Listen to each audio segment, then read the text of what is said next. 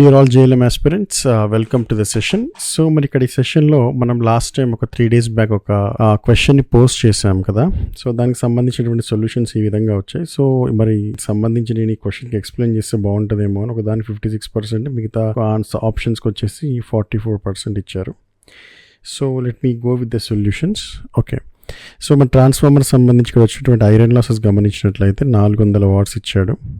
అదేవిధంగా copper loss వచ్చేసరికి full load copper loss వచ్చేసరికి మరి 1600 watts.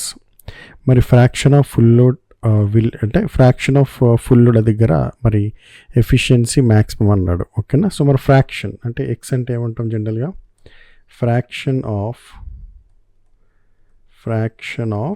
ఫుల్ లోడ్ కదా. సో మరి ఫ్రాక్షన్ ఆఫ్ ఫుల్ లోడ్కి సంబంధించి మ్యాక్సిమం ఎఫిషియన్సీ కండిషన్ ఏంటి? x² times of PCU copper losses at full load is equal to iron losses. మరి ఇక్కడ ఫ్రాక్షన్ ఆఫ్ ఎక్సే కదా కనుక్కోమన్నాడు. So x² is equal to ఏమని రాసుకోవచ్చు, iron losses divide by copper losses at full load, that is equals to iron losses ఎంత ఇచ్చాడమ్మా 400 divided by మరి కాపర్ లాసెస్ ఎంత ఇచ్చాడు 1600.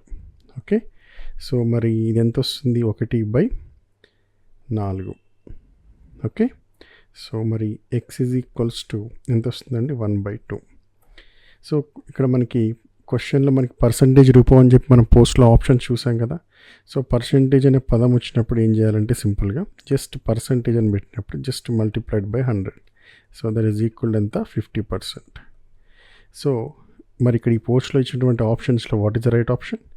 50%. Option 2 is the right answer. Thank you.